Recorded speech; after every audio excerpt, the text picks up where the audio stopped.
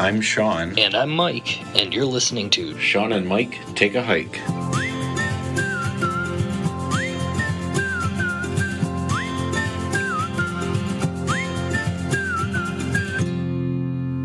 All right, welcome back to another episode of Shawn and Mike Take a Hike. What are we going to talk about today, Shawn? Let's talk today about trail etiquette, I guess. Okay. And by trail etiquette, you mean the do's and don'ts while we're on the trail. Yeah. Not necessarily at camp. Right, exactly. So, you and I have talked about, when we first got into this, I remember us talking about, we don't really know what all the rules were, right? Right. Okay, it's all well, fine, and good to just go out into the woods and go for a walk, but then it's as you're coming upon other people, what are some of the, courtesy type rules, and, who has the right of way, and what do you do in this scenario? Right. Well, because when we first started, and this was even when we were on our practice hikes, you would come up to people and, there's times where the trail is literally a footstep width. And right. So you've got to figure out, you come up on people that are coming in the opposite direction as you. So you've got to figure out who's going to get off the trail to let the other ones pass. Well, right. And then we've said before, we're in Michigan, so we got Midwestern nice, right? So I remember a couple of times where it was okay, we're coming upon some other people and all of us just get off the trail. So then it's right. who gets to go first, right? What is the rules? And I think that's why you and I first started looking into okay, what is the actual rules? Right. Somebody has, we're all making this up as we go. I get that, but somebody's come up with rules, right? Yeah. And they're just unwritten rules. They're not law or anything like that. They're just unwritten, just etiquette, how to be nice and keep things cordial on the trail. Well, for sure. But, if there is, a general guideline to go by, yeah, it makes it easier if we're all kind of following the same general guideline, right? Because then you don't run into that stalemate like you and I did, where it's okay, we all stepped off the trail. No, you go ahead. No, it's okay, you go ahead. No, I insist, you go ahead. It gets rid of some of that sort of stuff if you know some of the general guidelines that everybody is following. And then I remember we got into so that was just on regular hiking trails, and then we were going on trails that were shared use trails. And I'm okay, well, I don't know nothing about shared use trails. Who gets to go first in that situation? So I thought we could talk about some of that sort of stuff, and then just the general topic of things that surround that, because that kind of everything else we talk about, it gets into other somewhat related topics, and I thought we could just kind of go over some just general, make it nice for everybody rules that we have learned along the way. Okay. I'm on board. I like that topic because we have encountered situations where you and I didn't know the right thing to do, and then we encountered situations where we thought we knew what were the right things to do, and it wasn't necessarily the things that transpired. So we looked it up when we got back, and we're okay, we were more on the right side of things. And I'm using air quotes on that. We're on the right side of things, but there's really no right and wrong. It's just how things transpire and how you can just help, like I said, keep things more cordial. Right. So where do you want to start? Do you want to start? We've kind of already gotten into it, but do you want to start on just the right of way type rules that we've learned? Yeah. Start with that. You're coming up to a group or a couple of hikers that are coming in the opposite direction, and who's got the right of way, Shawn? So if you're coming up to a group that's going in the opposite direction of you, my understanding, and correct me if I'm wrong, because I still don't have all this exactly memorized, but my understanding is if there is a hill involved, so somebody's coming towards you, and let's say you and I are walking downhill, and there's a group of people coming at us going uphill. then the people going uphill have right of way, right? Yes, uphill hikers have the right of way, as it takes more momentum. It's more difficult to get the momentum to keep going uphill. Right. It's harder to stop and get going again. Right. So it's nicer to give them the right of way, as long as it's safe for you to get off the trail. If it's safer for them to get off the trail, then let them get off the trail so you can pass by, making sure everybody's safe. Yeah, I mean, that's the key thing, is like, whoever's got the safest spot to get off the trail, no matter, like, if it's level ground, whoever's got the safest spot, they get off the trail, or should. It doesn't always transpire that way. Some people are just huffing, going through, not paying attention, or not. They may not know. So you end up just letting them pass. But whoever's got the safest and the area that will do the least amount of damage to nature. Right.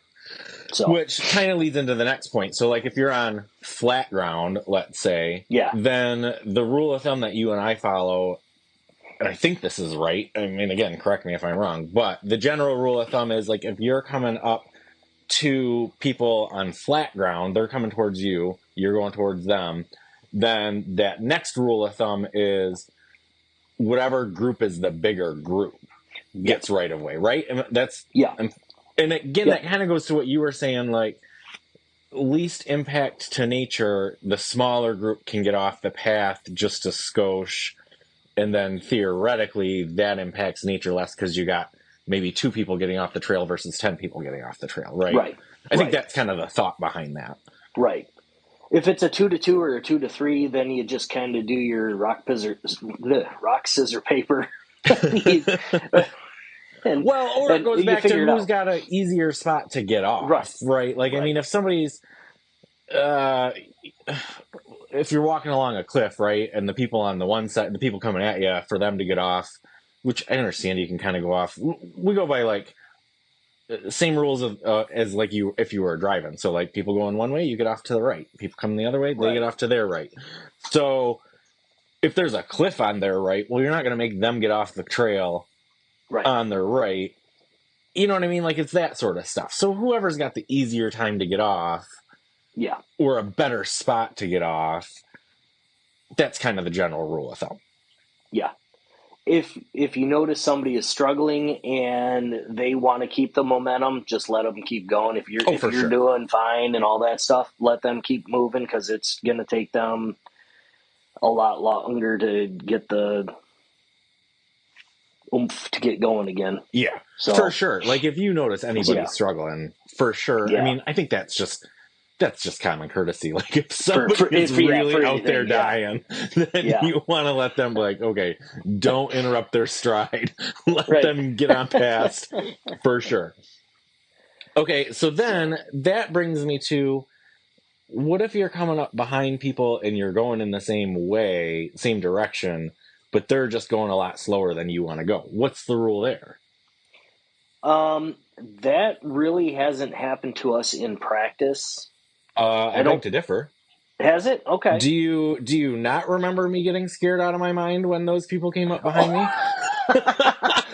All right. Okay. We were the slow people. We were the slow people. That's right. We haven't come up to the people. Okay. That's right. Yeah. They announced their presence, in my opinion, maybe a little too late, because it was right behind us. Shawn may have needed to change his underpants. I darn near had to change my underpants. These people, we were up hiking in Pictured Rocks, and Mike and I, that was this year, wasn't it? We weren't even dying that bad. No. But we're like huffing and puffing, because, we're not in the best shape. We're huffing and puffing. We're kind of shooting the shit. We were just moving along, doing our thing. We were moving along. I thought we were doing a fine clip, but then these people they were like, they must have been day hikers. They were running. That's what they were doing. Yeah. They were, jogging, running, whatever. And jogging. Mike and I don't know if we were just not paying attention. I don't know if they were just being sneaky. I don't know what happened, but the next thing I know, this lady is behind me, yelling on your left. Not yelling, but, like, announcing herself and, like, hey, I'm going to pass you. I jumped out of my skin. She startled me so bad. Like, because you're watching for people in front of you, but you're not watching for people behind you all the time. In the backcountry, you're not necessarily expecting runners. Right. Like, well, and I think it had been a good bit since we had come across any other people, too. We were in, like, a pretty remote section. Yeah. Not the quote-unquote pretty part of the trail. So it had been a minute since we saw... oh, my gosh. My heart rate just got going just thinking about it. So she was so embarrassed when she saw how bad she scared me. God, that was funny. So to answer the question, though, I think they did the right thing. They announced their presence. Yeah. If you're hiking, you just say, "Hey, we're coming up on you. Do you mind if we get around you?" And so that the party in front of you that isn't, I mean, you don't have a rearview mirror or anything, so right. They can at least know you're back there and know that you caught up. They caught up to you, so you can get off to the side of the trail and let them pass. It's going to take 15 seconds at the most. Right. You can get back going. So it's nicer to just let them get going. It'll be a couple minutes and you won't even see them again. So yeah, it's I mean, we've had that. Like, I remember when those people passed us, just talking about the never see them again. Like, they passed us and went around a corner, and we never saw them again. And it was the creepiest thing how quickly you get enveloped by the woods and can't see people in front of you. Yep. Yeah, it was. Didn't hear them coming. I mean, it's not like we're hiking with earbuds in or anything like that. We're out there, and like they had the quietest running footsteps. Because normally you just hear something. But even you and I shoot the shit while we're out there. But we've talked before. We go on like these 4-day hikes. By like day 2 or 3, it ain't like we're chatting up a storm because I've kind of ran out of things to talk to you about. We usually run out of things on the drive to the trailhead. So I don't even think you and I were chatting and not hearing them. We must have just had like our heads down and just been trucking along. Yep. Just I'm not saying getting through it because I like the experience of the actual hike. We were in it. We were in nature and just enveloped by it, and just both of us just got into it and just lost sense of everything else around us. So it was, a bear could have snuck up on us and just yeah. So that's kind of like the rules. I mean, just the general guidelines for if you come across people that are hiking. But then, like I said at the beginning of this, we also find ourselves on shared use trails. And by shared use, what do you mean by that? Okay, so shared use, so that's going to be like you're sharing the trail, so it's good for hikers, but then it's also good for sometimes mountain bikers, sometimes people on horseback. Theoretically, also could apply if you're hiking in the winter, people on cross-country skis. Snowshoes. Snowshoes. So like shared use, meaning not a trail that is only for hikers. Still non-motorized use, but I mean, we've been on like 2 tracks at times too, where you're on like somewhere a side by side or a small pickup could be on or something like that. In my head, as I was talking about it, I was thinking non-motorized, but you're right. We have been on 2 tracks before. Yep. Like some of the North Country Trail does go down 2-track type trails where you can have side by side. It also goes down some highways. It also goes down some highways, exactly. I mean, you would think that the pedestrians would have right-of-way on a highway, but turns out I don't think that the cars believe that, so please the be yellow careful. ones don't stop. Right. But yeah, so like on your shared use,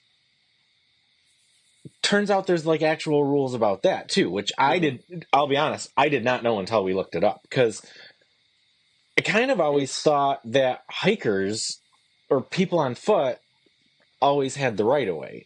Now, so this is not part of my research, so let me see if I get this right. Okay.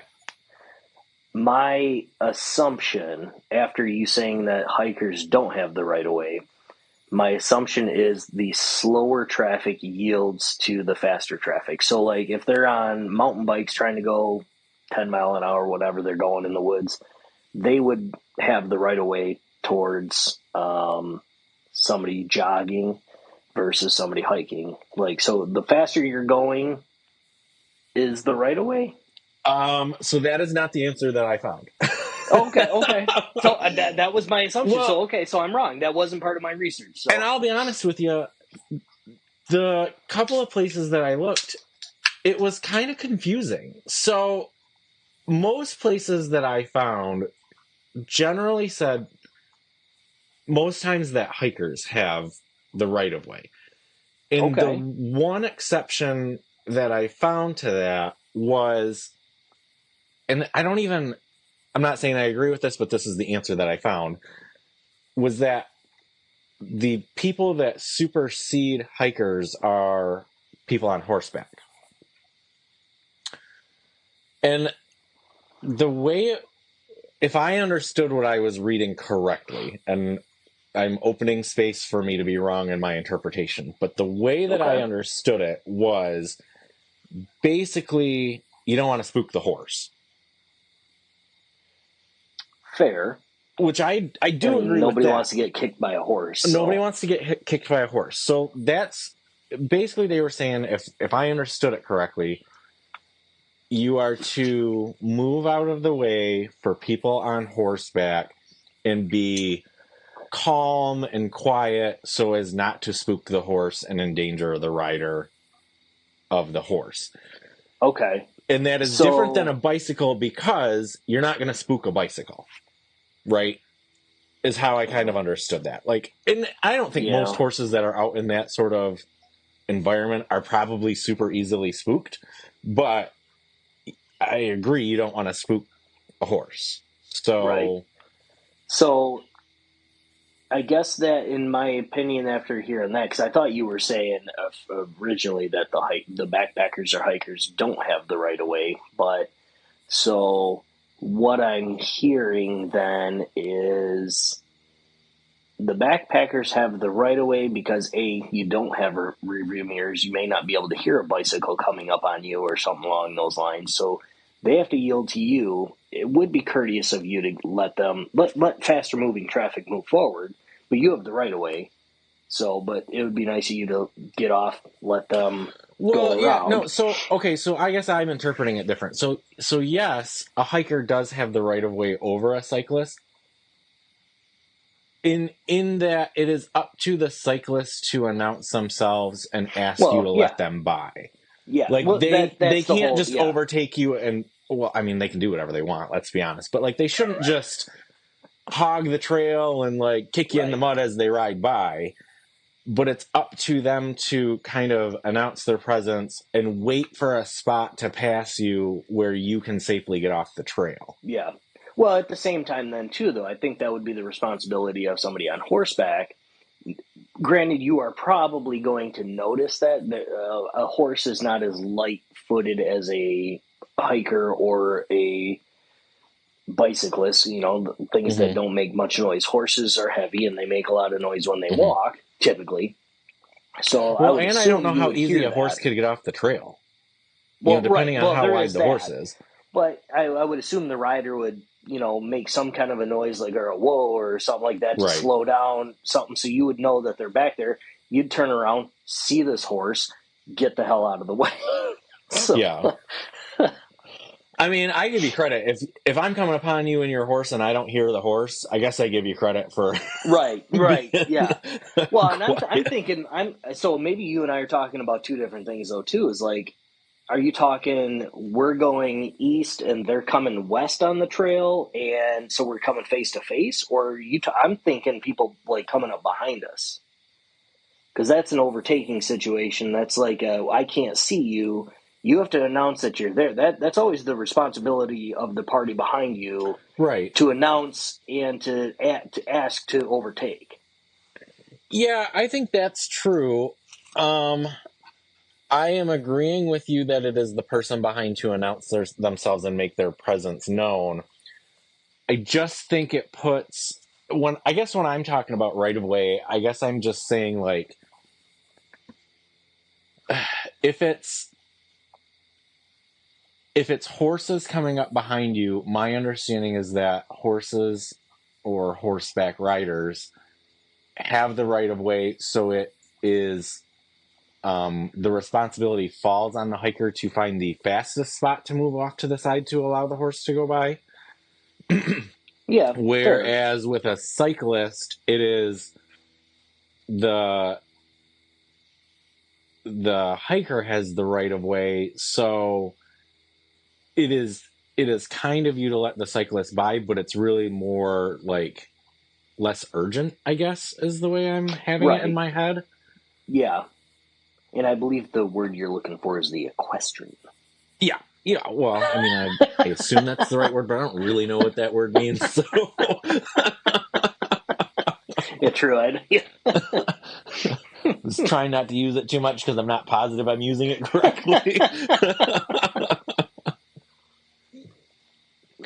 But yeah, I mean, I guess that's how it is. Don't even get me started with that. But I think that's how I'm framing it in my head, is like, how urgently do you need to get out of the way? Right. Okay. So I think of right away as more or less, this is my rights, this is America, type of a thing. Right. Like you've not necessarily, you have more of a right to be there, but like you should have the kindness or the ability to go around rather than the other person. Like you've got your, I don't know how to explain it. You're saying like the cyclist has to wait for an opportunity to pass, where like if you're hiking, you don't even have to get over. It's up to the cyclist to wait for their opportunity to pass. Right. Maybe that is how that's supposed to be read. Maybe I'm reading it wrong. So that's the way I interpret right of way, is just that I've got the right to be there, and if I've got the right of way over a cyclist, I can just go on my merry way. Would I do that? No, I would. If I can get off the trail, I will get off the trail and let them around me. Sure. But if it's not a safe spot for me to pass and I'm going along the trail, then they're just going to have to get off their bike and walk along with me. Okay, but then that gets into, and I know you're not trying to segue, but that kind of gets right into the next topic, though, where they don't really want you getting off the path. So maybe you are right, where, you know, part of trail etiquette, right, or part of hiking etiquette in general is least impact on nature, right? So you're probably interpreting it more correctly than I am, where they really don't want you getting off the trail. Like, the trail is there for a reason. So maybe that is how you're supposed to read that, where it is up to the cyclist to wait for an opportunity to pass you. To wait for a 2-track or something wide enough to get around. Right. We all know there's usually a tree in the middle of a trail somewhere, so it splits because, you know, one side's muddy and the other side's not. Yep. So... Which, again, just to remind people that haven't listened to previous episodes, you're supposed to walk through the mud. You're not supposed to widen the trail. Don't widen the trail. Walk through the mud. If you're doing it right, you've got waterproof boots anyway, and you're out in the wilderness. Yep. Get bunny. But yeah. So anywho, they maybe wait for one of those opportunities or something for the path to widen a little bit to safely pass. Yep. Okay. That makes sense. That's more or less my interpretation of things. If they're coming at you and you're going in opposite directions, let me just squeeze right past you here and grab the ranch. Right? Yeah. Oops. Sorry. Oops. Sorry. Let me just squeeze right past you. I mean, you've got to do what you got to do. Realistically, I guess I'm not going to say realistically. Depending on the trails that you are on, it may happen more often than not. The trails that you and I have been on, it has never been an issue. Right. I mean, there's always room to just kind of scooch to one side. Right. I can't say always. On the ones that you and I have been on. Well, pictured rocks, there was some cliffside clench moments of if there was somebody coming, it would have been who's getting out of the way here. Right. But it hadn't happened at that point. Those are the more off the beaten path parts of out of the actual touristy area of pictured rocks. Right. That happens. So you run into a lot fewer hikers, Right. and I'm sure it happens. And but there's spots where the trail is like 4 inches wide, like the footpath part of it. Not saying the back, but the footpath part of the trail is like 4 inches wide, and you've got trees and other crap right along to the right of you, and the left of you is just a sheer drop off down down to rocks and death. So, well, and that's, I mean, even any of these rules that we've talked about, right? Like, they're just general guidelines. Like you said, nobody's coming up to arrest you if you don't follow them exactly. And at the end of the day, be courteous to other users, right? Like, I mean, we all want to use and enjoy these trails. So let's all get along. Well, right.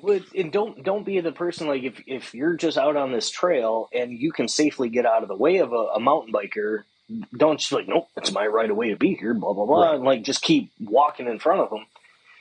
If you can safely get out of the way, get out of the way and let them go enjoy the trail too. I mean, I don't think either one of us is saying jump off into this patch of poison ivy to let somebody go by. Right. Like, we're not saying that by any means, but let's all use these trails and let's all get along. And tick infested ferns. Let me just get off the trail here. I know. But then back to what else we were saying, though, like part of trail etiquette is keeping the trail nice, not just sharing it with other users, but part of it is keeping the trail nice. So you're not wanting to unnecessarily widen the trail. You're not wanting to do damage to the nature around the trail. Like, walk on the path, Right. We keep saying get off to one side or get off just a skosh and let people by. But I mean, realistically, they don't really want you leaving the trail if you don't have to. Right. Because that does damage nature and impact it more than we need to. So, part of trail etiquette is stay on the trail. Right. Well, I mean, that goes back to the dispersed camping. That goes back to all of that kind of stuff. The less impact you have on the environment, the better. Right. So speaking of impact on the environment, do you want to let's talk a minute about, I mean, you and I talked a little bit earlier when we said we'd like to shoot the shit out on the trail, but like, do you want to talk about music and stuff on the trail and how that's supposed to be handled? Because I know you and I have talked about wanting to take little Bluetooth speakers and... Yeah. And we do, like, we have one that we take for our campsite, and we will use that at as Milton from Office Space would say, at a reasonable volume. We put some music on or whatever just for the or for campfire or whatever. Now, if it's a communal fire pit, if it's right along a trail, or we've got other campsites right next to us, we'll leave it off. But which we haven't really. I mean, realistically, reasonable volume, right? I mean, I think you said that a minute ago. Like, we listen to it at, realistically, we're not turning it up to as 11. Quiet as we can listen to it where there is still sound coming out. Right. So we can hear it by our fire pit or by our tents, wherever we're sitting. Right. We can hear it, and we know nobody else can. Right. For while you're hiking, I mean, we've passed those people that listen to it while they're hiking. Yep, we have. It doesn't bother me. It bothers some people.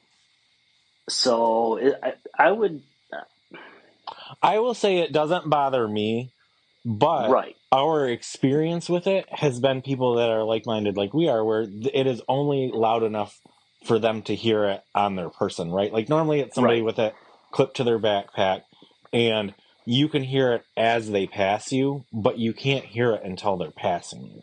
Right. Until they get within like 10 feet. Then you can hear it, and then they pass, and then they're gone, and you can't hear it anymore. I think if I could hear them a half a mile away, I feel like I would be annoyed by that. Yeah. Well, so I'm thinking more like earbuds and stuff like that. I don't think that is a responsible way to hike, because you are eliminating any kind of outdoor or exterior surrounding noise. Whether You're you get saying with earbuds you don't think is a... Yeah, because even if you have transparency turned on, you've got the music on, you're not hearing random crunches and things like that, or the hey on your left, Yeah. So I think earbuds, my personal opinion is I won't hike with earbuds in. No, I don't hike with them in either, although I kind of feel like if you want to, go right ahead, as long as you're, like you're saying, as long as you're not totally cutting off the outside world, right? Right. As long as you could hear me say, pardon me on your left, or something of that nature, I think I don't care. I mean, if you don't want to hear nature, don't hear nature. I don't care. Well, yeah, like I'm saying, in my opinion, I wouldn't do it. I have a tendency when I wear my AirPods that I'm going to turn it up to 11 because I love loud music. So Yeah. and you're but also partially deaf, so. Well, and I'm partially deaf. So, but I'm also years of being in a band. Yeah, that'll do it. And being young and stupid and not wearing earplugs. But I personally want to be out in nature, and when I'm out there, I enjoy the quiet. I enjoy. Right. I have tinnitus, and I have a ringing in my ears, but it goes along with the crickets chirping. It goes along with nature, so I don't hear it when I'm out there. So it's just nice. Yeah. So. Yeah. No, I'm the same way. I like listening to nature. Like I want to hear squirrels running or birds chirping, right. or whatever the wildlife is. Like I want to be able to hear if there's a deer walking over there so that I can see it. Right. Well, and that's why when we're at camp, we only turn our music up so low because we do still want to hear things while we're talking, and that's usually only while we're setting up and maybe while we're sitting around the campfire. We don't listen to it all night long or whatever. It's it's just an added little perk, Yeah. So, but music on the trail, like I said, if it's at a reasonable volume and you're still being courteous to other hikers, I'm okay with it. There are people that I have read comments and posts on that they are absolutely anti-music. Oh, I know. People have real strong feelings about it. But it could be just because they've had those experiences where they could hear somebody's music a half mile away, or they couldn't let their presence be known that they were coming up on them and asking to overtake when they were listening to music. They just couldn't get around them or something. They were moving way slower than what they wanted to go. So, well, and let me leapfrog onto that. So not even just music, right? But let's say you and I are out there. I was saying before, we like to shoot the shit, but we're not a football field apart yelling to each other while we're talking.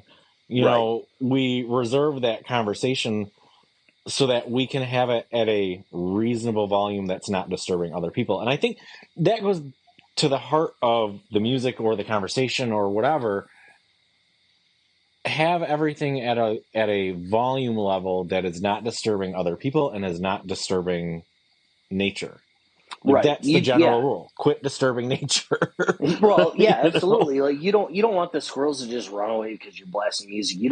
Squirrels they're not afraid of much, but I would like to see a deer. I would like to see things that just they're doing their thing, and I'm just walking in the woods. I want everybody to be out having a good time and stuff, but I want everybody to be having a good time in a respectful way and in a courteous way. An environmentally friendly manner. Yeah, exactly. Yes. I'm fully on board with that. That's I believe we've said it before. You do you. Don't you do you in a responsible manner to where you're not pissing other people off. If you want to listen to music on the trail, listen to music on the trail, whatever. But again, I'm not trying to be that old man yucking somebody's yum. You know what I mean? Get off my lawn. Exactly. Go out and have a good time, but be mindful that you're not the only one out there. And even if you are the only one out there, there's still nature out there, right? Right. There's a lot of nature out there that you can't even see. Yeah. That is either hiding or whatever, or it's just so small that you can't see it and it's still going to get disturbed by something you're doing. Yeah. You step off the trail and crunch a leaf, that's disturbing nature. Right.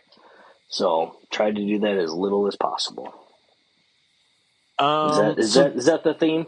I think that's the theme, right? I mean, so that kind of gives you the idea with like noise. Yeah. What else do we want to touch on? Leave no trace. I feel like we touch on leave no trace with like every episode we do, but yeah. I mean, if you happen to be somebody that like I love my sunflower seeds. Yep.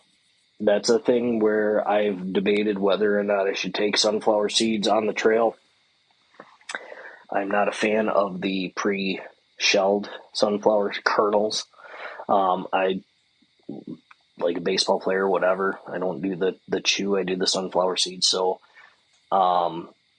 I don't take them because I would have to take a cup to do and leave no trace, because even though they are biodegradable, they are natural. They are still not part of that trail system. They are not part of that environment, and you shouldn't leave that, because the animals that feed on those sorts of things, maybe that's not good for them. Right. For them to eat the husks of a sunflower. I mean, seed, I will say for sure, before you and I really started getting into this, I don't do sunflower seeds, but I was very much of the mindset of like, oh, this is biodegradable. It's all natural, whatever. Just chuck it out, just whatever. chuck it and let it whether it's do an its apple thing. core or whether it's, right. Whatever the thing is, peanut shells or whatever. Like I was very much of a, it's all natural. It's biodegradable. Just whatever. It's not a big deal. Well, turns out when you start looking into it, I guess it is a big deal. If you're out in nature and you're throwing something into nature that is not from that part of nature. Right. Well, I mean, just like my dog, dogs can't have chocolate. They can have little bits of chocolate, but it makes them sick. So I eat chocolate. My dogs don't get chocolate. Right. Same concept. It's kind of the same concept. Like, I don't know that squirrels can have sunflower seeds. I don't know that birds can. Birds, I'm pretty sure can, but like, you don't know what exact species or animal are in that area, and they could stumble upon it and then get sick or die just because you decided to spit sunflower seeds.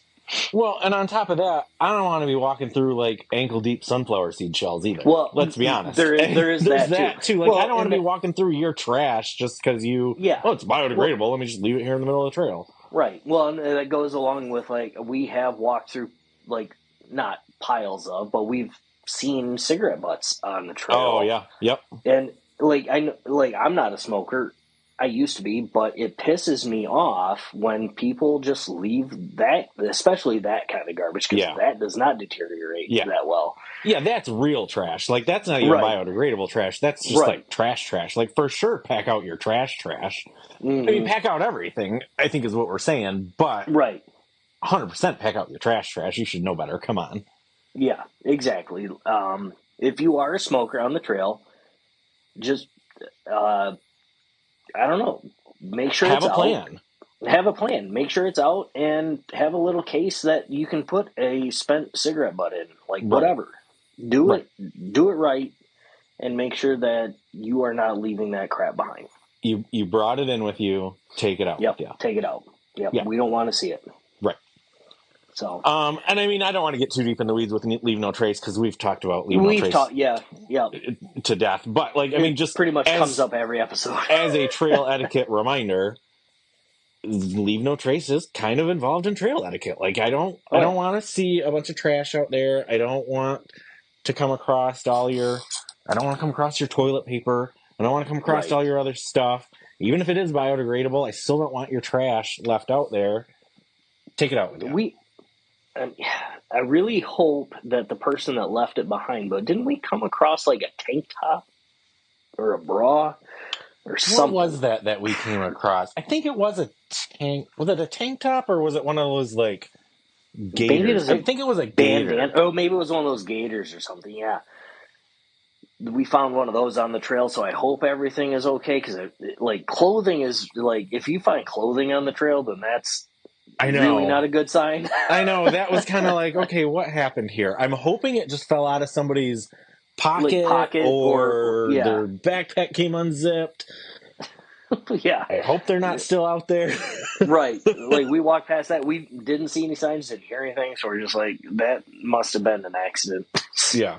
It was close to where we saw some bear droppings, but which is not funny. I should not laugh, but not funny, but it's like, it was not a bloody gator. So right. But yeah, so I mean, I almost forgive clothing, because clothing is like, that's 90% an accident. Like, I would like to give humanity the benefit of the doubt and say most trash that you come across is, I would like to think that people are not doing it maliciously. Okay. Yeah, intentionally. Yep, like, did you just not think? I mean, even to go back to your cigarette butts, right? Like, I don't want to see cigarette butts out on the trail either. I'm hoping maybe it was just like a reflex, like people. Right. You're just in the habit of throwing your butt on the ground, so maybe you didn't even think about it, and it just was like a habit thing, and you're not doing it just because you don't care. I am asking people that are listening to this to think twice and to care. Yeah. But I would like to think people are not doing things on purpose to leave trash behind. Right. 90% of people that are out in the woods like that are out there on purpose, right? I would hope 100% of people that are out that far are out there on purpose. Right. So, yeah, I'm not. That's a whole other podcast that I listen to, that are the 1%ers that are not out there on purpose. Yeah. But if you're out there on purpose and you take something into the woods, not to harp on it, take it out of the woods. I know we harp on it every time it comes up. I know. You and I feel pretty passionately about it, but yeah, almost as passionate as trekking poles. Yeah, almost as passionate as trekking poles. Still to this day, have not gotten a good answer on why people use them. So, still waiting for somebody to write in about that. For the record. For the record, we are still waiting. And so I'm just assuming everybody else agrees. Right. That they're garbage. So. What else? Do we have any other topics that you wanted to hit while we're talking about this? I don't know, as though, I mean, that pretty much covers the notes that I had taken. Yeah, that's pretty much all I have. The only other thing I will say is, like, emergency preparedness. While you're on the trail with things like that, just make sure it's not necessarily etiquette, but it's have your safety or your first aid kit handy while you're on the trail, so you can quickly get your pack off, or somebody can get to it without digging through a lot of stuff. And I guess it would be etiquette to where if you come across somebody injured on the trail and you have something that can help them, help them. Be a friendly hiker. Yeah, there's a nice little PSA from Mike. I'm not this way in regular public, but once I'm out on the trail, I'm pretty nice guy. Yeah. I mean, at the end of the day, be nice to your fellow hiker in every aspect. I think that's the overarching theme, right? Like, it's just be respectful to each other, be respectful to nature. If you approach everything on the trail with, like, just a little bit of respect for everything around you, I think that's a great way to start. And just like a great mindset to be in while you're out enjoying nature. And if a Shawn walks up to you at a campground with his tail between his legs and asks you to drive him 30 miles to his truck, be a pal. And do it. Drive me that 30 miles. Oh, yeah, that one. I tell you, I don't fault the guy for saying no. I just don't. 100%. I can't say it as though I would have said yes. It's a big ask. That's the thing. I don't know if I would have been in the sober mindset to say yes. So there is that. Like, I'd be like, here's my keys, bring it back. Yeah. All right, well, so that's what I got. I will say, as always, you can reach us with questions, comments, or concerns at ShawnMikeHike@gmail.com. We're on all of the major socials at ShawnMikeHike, except for Snapchat, and I'm gathering that Mike still has not signed us up for Snapchat. Nobody is asking for it, so whatever. And then rate, review, and subscribe wherever you listen to this podcast. That helps get the word out that we're making it, and it helps grow the audience. So appreciate all of you that are doing that. What else you got, Mike? I am all set this week. I would say go take a hike. Yeah, go take a hike. We'll see you guys in a couple weeks. See you in a couple weeks.